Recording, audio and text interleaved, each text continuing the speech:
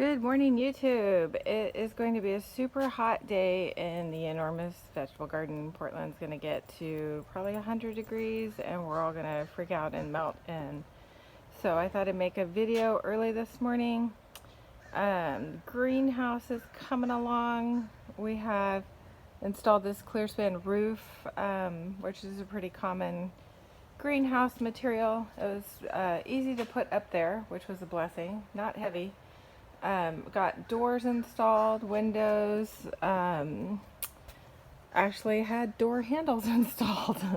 And I do have some little windows coming for in here. And then once it's not so hot, we'll do the finish work, like building in the benches and putting in the sink and the whole 9 yards. Big row of tomatoes. Squash is looking good. I did fill up this composter, which is very exciting if you like making compost. So it's got some lovely layers of horse poop and garden waste, trimmings from flowers, and a little tomato branch that broke off. So that will actually become problematic later, because sometimes even if your compost gets really hot, tomato seeds don't seem to break down. So that's how I get so many sprouting tomatoes from my compost. And this little guy I thought was like an alien, but I went back and looked at my seed packets, and this is some kind of butternut winter squash. What I think is funny is how it's like, it's so, it's like square. Never seen a square squash. Don't have a square to spare.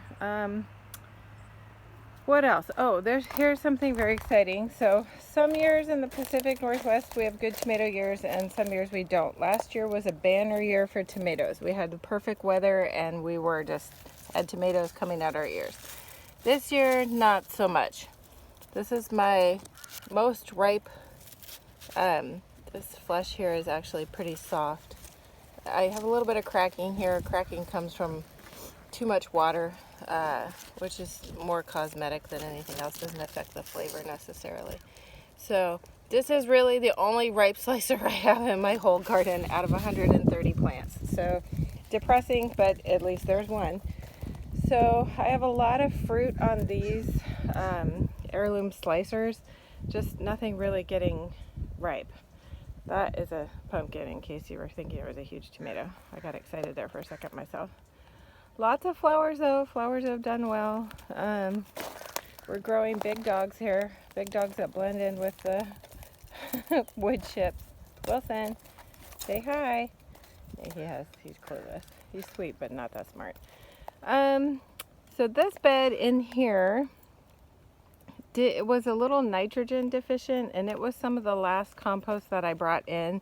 And I did not put my own compost underneath this. This is just purchased compost.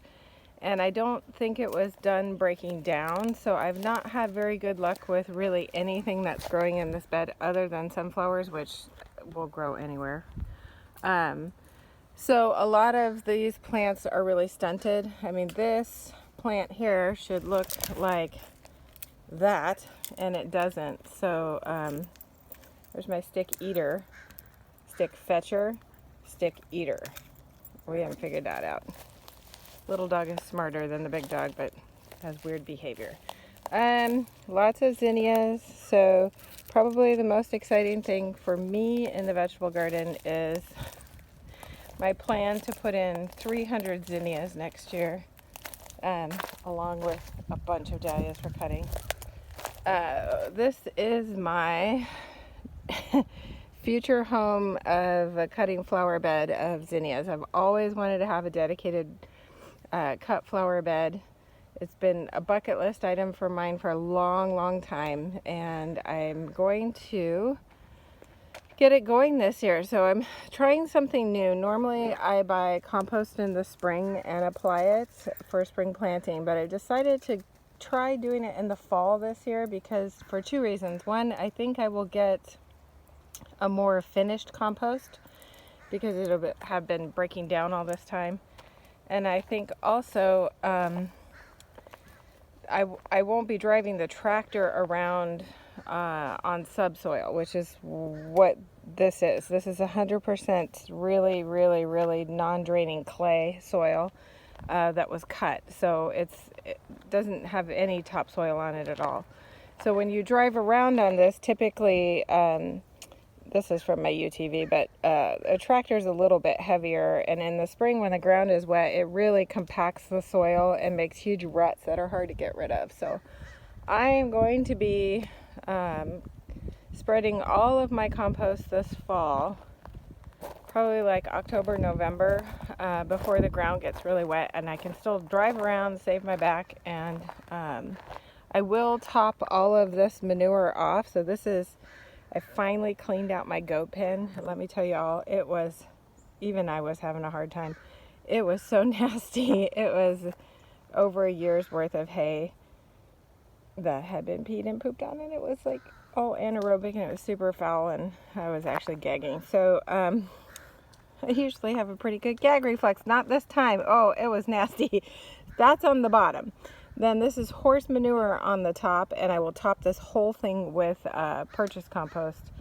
And then it should all be better broken down in the spring and ready to plant. And the flowers for cutting that I'm putting in here won't go in until later in the spring, probably late April, just for protection from frost. So this little squash guy, this guy's actually been doing pretty good. So this is actually more than one squash, but I'm getting these curry squash, and they won't get much bigger than that, but when they're ripe, they're going to turn red. So that's kind of an indicator when you know they're ready. So I've never tried those before. I'm just kind of excited to see what that's like. This has been a pretty good year for peppers. We have lots and lots and lots and lots and lots of jalapenos. Unfortunately, we don't have any tomatoes to go with them, so salsa is not on the table at the moment. But we're certainly having tons of peppers. I know even the bell peppers, which don't always do well for me, are really setting fruit. This guy's got a ton of jalapenos on him, and some of these guys lost their label, so we actually tried one to see how hot it was, and that was a huge mistake. I think it was a habanero. Anyway, we didn't chew it long, ran in the house to get some milk. So this is, I think these are, I have no idea what these are. I don't think these are super spicy though, because we did try one. They may be Anaheim's or Hungarian wax. I don't know. Some of these things were given to me and the tags got lost. Which makes it so exciting. I have my lily is blooming. This thing is just incredibly fragrant. So I catch it. It's usually kind of breezy here if it's sunny, and this thing is carried on the wind, and it really is a very fragrant smell. And I think this is a Casablanca lily that was growing in another part of my property, and I moved it up here, and it seems to be very happy, so win-win. So I'm getting all of these spaghetti squashes, not as big as I thought they would have been by now, and these the pumpkins are a little stunted. The light is getting really bright out here, so it's kind of hard to see. These are just a couple of leftover pumpkins. This bed was mainly harvested, and I generally don't plant fall crops just because I get busy doing other things. But I may put in some spinach this year just to try. The calads are mostly done. I got a few little blooms hanging on. This was the nitrogen deficient bed, and I did come in and brew some manure tea. So this is kind of interesting. You can see that the old growth is really lacking nitrogen, but the new growth is green and looks normal, and now it's producing flowers to set fruit. So it's way behind schedule. This is a striped zucchini. And the plant, this plant should be 7 times the size that it is. So that was a bummer for this year, but not every year is good. And we have a little teeny tiny eggplant. I wish I knew the variety of this. Somebody actually gave it to me, so it just said eggplant. So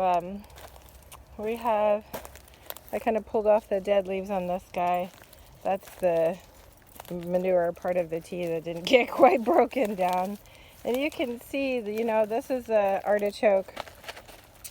So So I'll show you the difference between this one. So this is in a bed that's nitrogen deficient.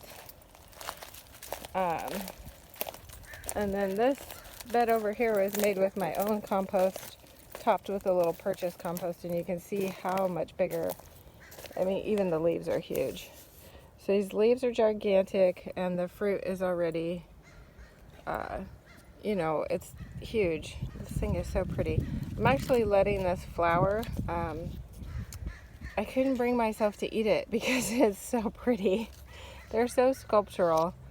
So I'm gonna just let this flower, and then it'll be pretty, and I'll have to buy an artichoke at the store. That's kind of lame, but that's where I am with that.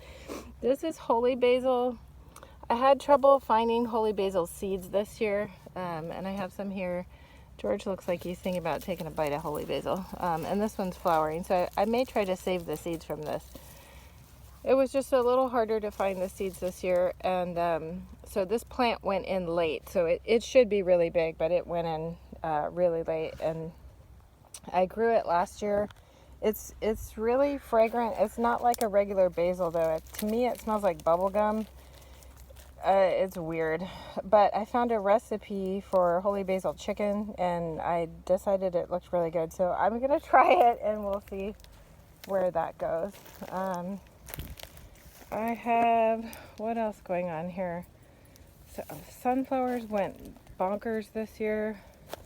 I have a huge pumpkin growing in there. I think I planted that one. I don't actually remember. Lots of beans. We've harvested all of our onions now. They're just laying here drying. These red ones were really good. My Walla Walla weren't quite as productive. There's a giant pumpkin. Pretty sure I planted that one. I have a few San Marzanos are starting to turn red. These are paste tomatoes for making sauce. But I noticed that a lot of them have blossom end rot, so that's something we'll have to deal with. This is exciting because this is a tomato that generally performs the best for me in my garden, and this is Brandywine. It should be Brandywine yellow. And if this actually gets ripe before September, it'll be a miracle. But the size of these are, I mean, this is huge.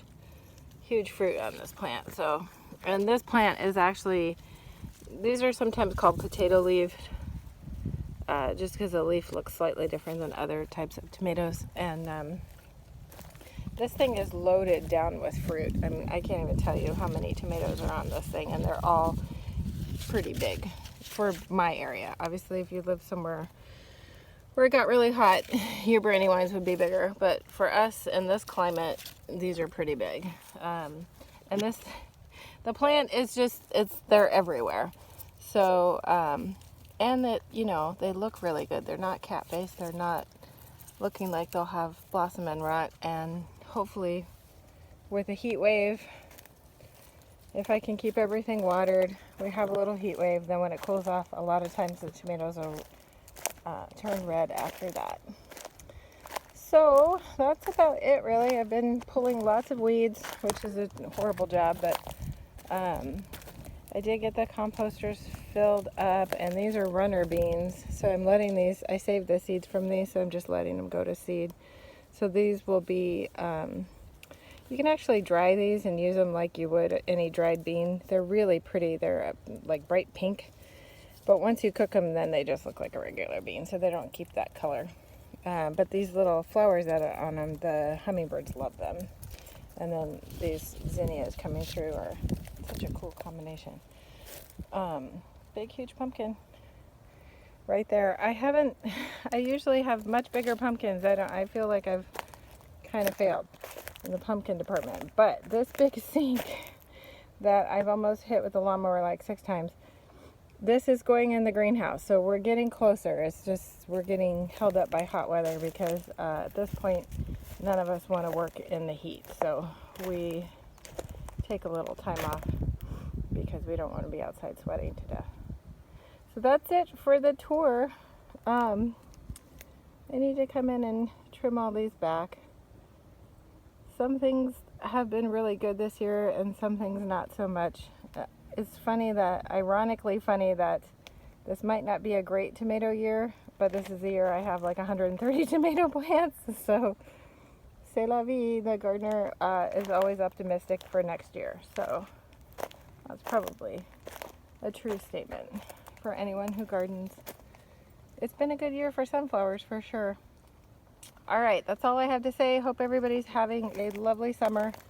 Bye, YouTube.